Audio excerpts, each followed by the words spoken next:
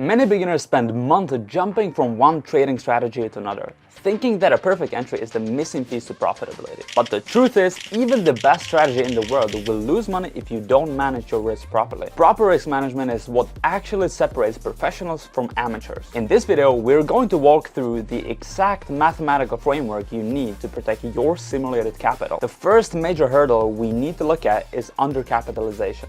Because many brokers allow you to start with just $50 or $100. A lot of traders come in with a small account and think they can double it overnight. To do that, they are forced to over-leverage their accounts and risk way too much. One short losing streak and the whole account is gone.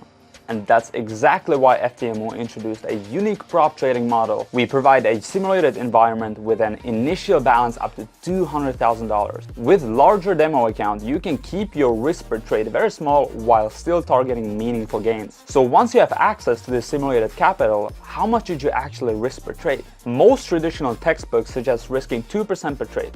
But look at this. If you trade an FTMO account and hit just 5 consecutive losses at 2% risk of your initial balance, you are down 10%, which reaches the max loss limit in the 2-step FTMO challenge. That is why at FTMO we highly recommend keeping your risk between 0.5% and 1.5% per trade. It gives you the breathing room to survive drawdowns without losing the account. However, where you sit within that range should differ based on your strategy.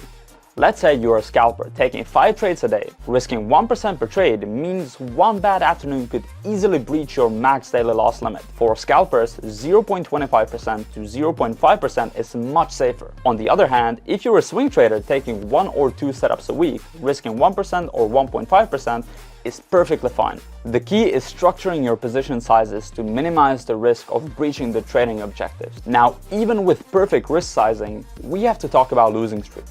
We all hate them, but they are unavoidable. Just look at the numbers here. Even if you have a solid trading strategy with 60% win rate, there is still a 70% chance you'll face 4 consecutive losses. But does that mean your trading strategy is broken? Absolutely not.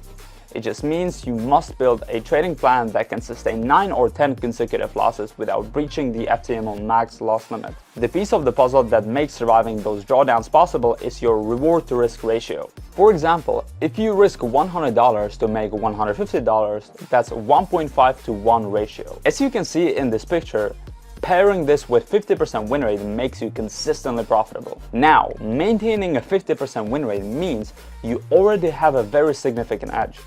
But remember, there is no universal holy grail in trading. Every trader is different. Some prefer a high win rate with lower risk to reward ratio. Others are highly profitable with win rate of just 25% or 30%, simply because their winning trades are massive. Ultimately, you have to find the mathematical edge that fits your personality. Finally, you have to account for the unexpected. News releases, weekend gaps, or emotional tilt can happen at any time. While FTMO does not strictly require you to use a stop loss, trading without one is playing with fire. At FTMO, we have the max daily loss limit. But understand this, it is not a safety net for you to rely on. It is a strict limit. If you hit it, you fail the evaluation process or lose your FTMO account. Your entire risk management plan must be designed to ensure you never even come close to hitting it. Protect your account, master your discipline, and we'll see you soon in the markets.